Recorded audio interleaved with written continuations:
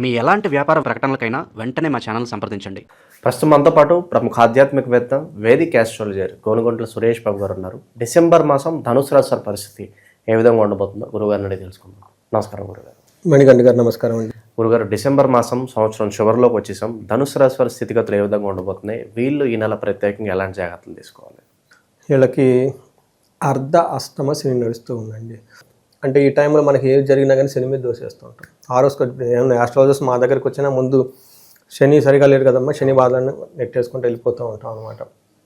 ఒకటి ఇదైతే ఉందంటే ఇంటికి సంబంధించిన వ్యవహారాలు, కుటుంబానికి సంబంధించిన వ్యవహారాలు, వ్యాపారానికి సంబంధించిన ట్రాన్సాక్షన్లు, ధన ప్రవాహంలో చాలా ప్రాబ్లమాటిక్గా ఉంటుంది. రెండోది భార్యాభర్తల మధ్య గొడవలు, డైవర్స్లు అయ్యే అవకాశాలు కూడా చాలా ఎక్కువగా ఉంటాయి. ఇంకొకటి ఈ రాశి వాళ్ళతో వాళ్ళ భర్త కానీ భార్య కానీ సింహరాశి ఉన్నా, కుంభరాశి ఉన్నా, మీనరాశి ఉన్నా, మేషరాశి ఉన్నా కానీ ప్రాబ్లమ్స్ ఆ ఇంట్లో చాలా అధికమవుతుంటాయి. అందుకని ఈ టైంలో ఈ రాశి వాళ్ళు మీరు జాతకాన్ని చూపించుకోవటం ఎంత ఇంపార్టెంటో మీ పార్ట్నర్సు లేదా మీ పిల్లలు, మీ కుటుంబ సభ్యుల జాతకాలు కూడా కంప్లీట్ థరో అనాలిసిస్ చేయించుకోవడం చాలా ఇంపార్టెంట్.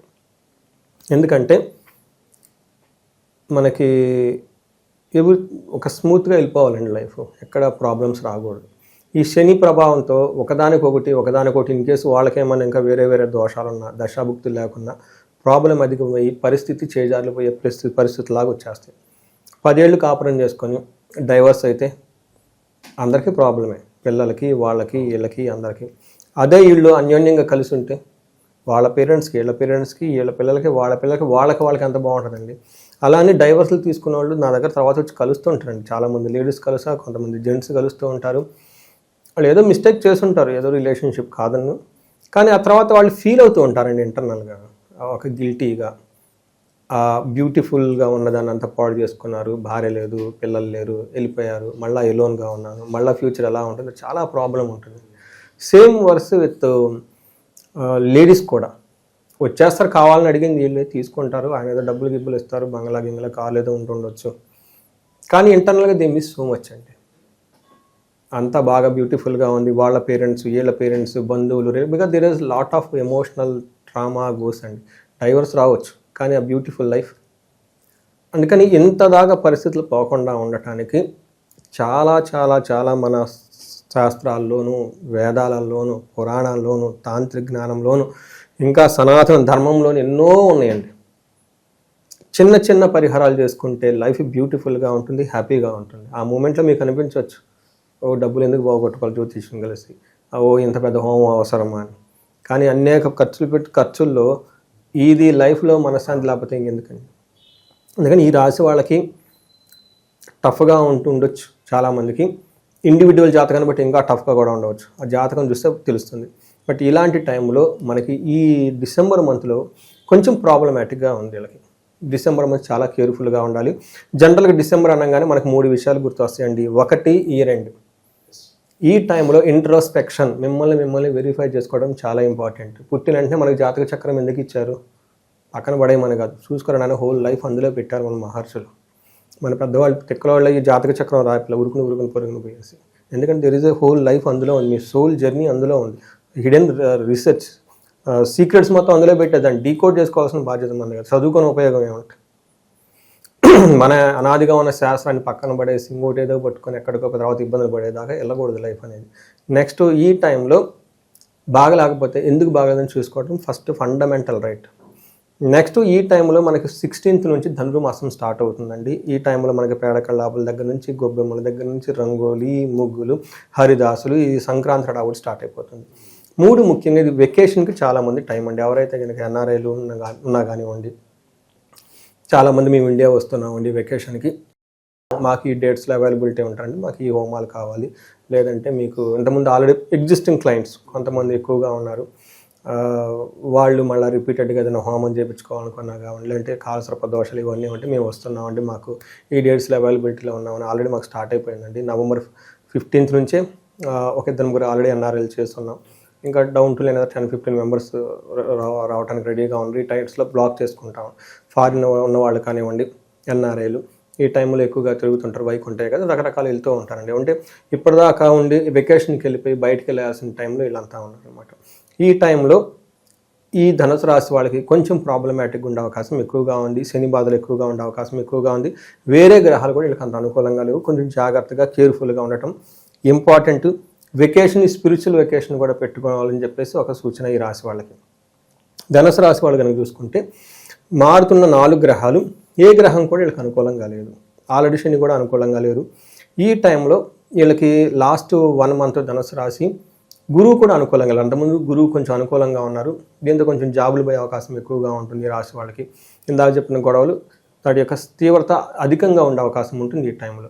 మనకు మహర్షులు ఏం చెప్తారంటే స్థాననాశనం, శత్రుపీడనం, పరాభవం, అర్ధప్రాప్తి. ఈ టైంలో జాబులు కోల్పోయే అవకాశం ఎక్కువగా ఉంటుంది. శత్రువుల వల్ల పీడ విపరీతంగా ఉంటుంది. అవమానాలు జరిగే పరిస్థితులు ఎక్కువగా ఉంటుంది.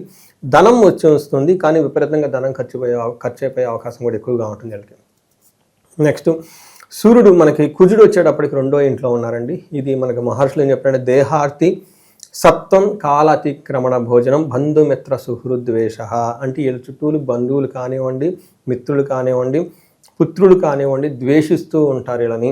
అంతేకాకుండా టయానికి భోజనం చేయకుండా అటు ఇటు తిరుగుతూ ఉంటూ టైర్డ్నెస్ ఎక్కువగా ఉండే అవకాశం ఎక్కువగా ఉంటుంది. ఈ టైంలో ట్రావెల్ చేసినా సరిగా ఇబ్బందులు పడతారు. భార్యకి హెల్త్ విషయంలో చాలా జాగ్రత్తగా ఉండాలి. భార్య లేదా భర్త విషయంలో హెల్త్ విషయంలో జాగ్రత్తగా ఉండాలి.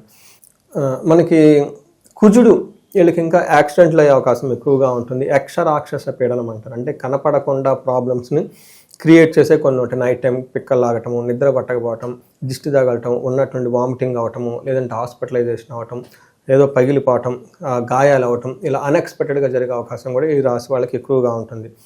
లాస్ట్లీ మోస్ట్ ఇంపార్టెంట్ శుక్రుడు వీళ్ళకి 12వ స్థానంలో ఉండటంతో ఇది కూడా కొంచెం ఇబ్బంది కలిగించే పరిస్థితి అని మనకు చెప్తూ ఉంటుంది.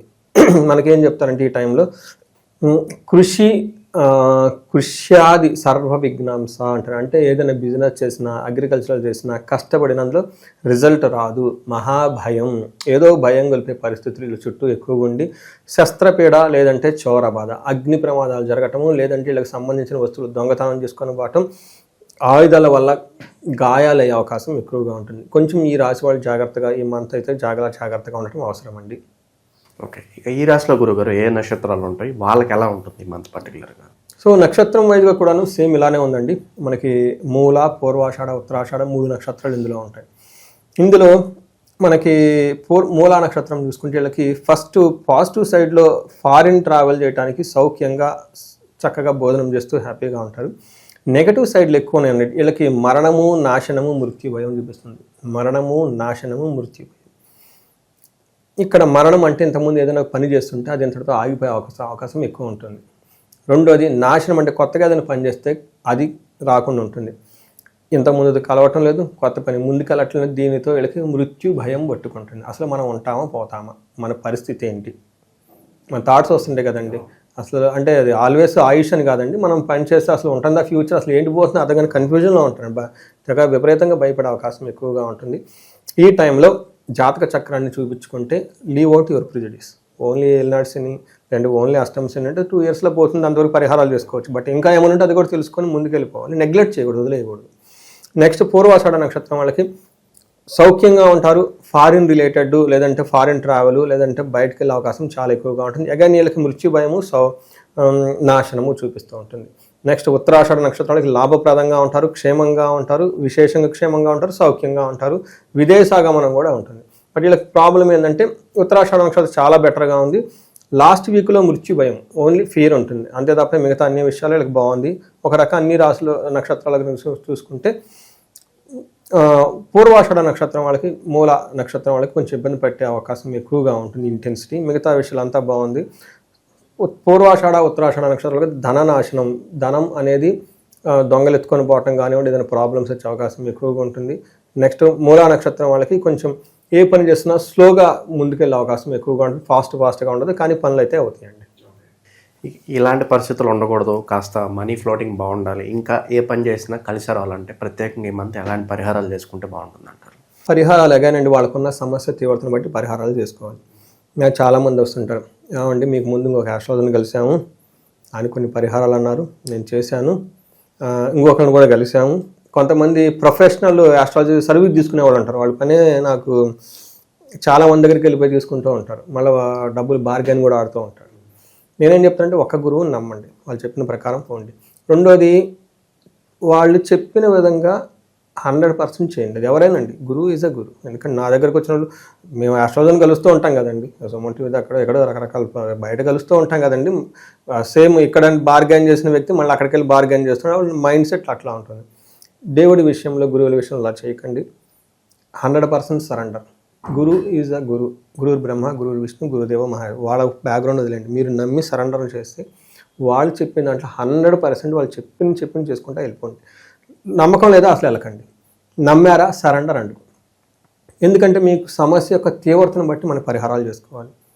ఏదో కొద్ది అరాకరాలు చేసుకుంటే రిజల్ట్ అటు మీకు డబ్బులు పోతే రిజల్ట్ కాదు. నేనేం చెప్తాను, when you surrender come full enthusiasm, full surrenderness చేయండి. రెండోది, పరిహారాలు ఎలా ఉంటాయి, 2 లక్షలు పోయిన వాళ్ళకి లేదంటే 30 కోట్లు పోయిన ఒకటే పరిహారం ఉండదు కదా.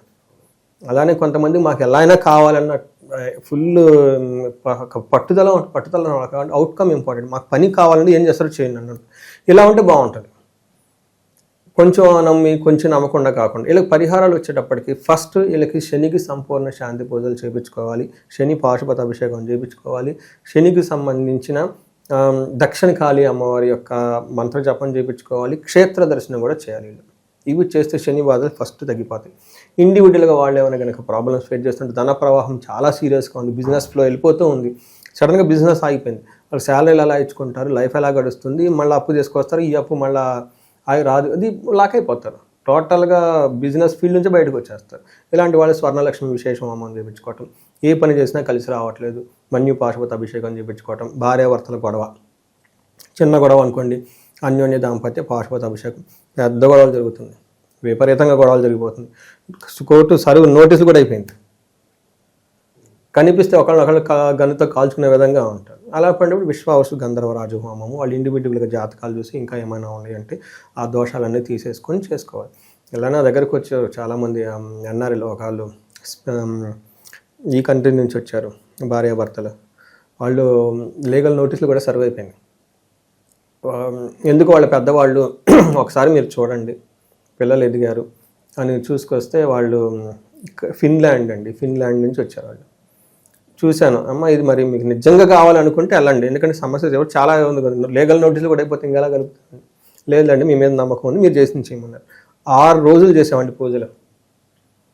దాదాపు 65-70 మంది బ్రాహ్మణులు, ఈమెకి 65-70 మంది బ్రాహ్మణులు, వీళ్ళకి కూర్చొని 7-8 రోజులు ఉదయాన్నే డైలీ రావటం, కూర్చోవటం.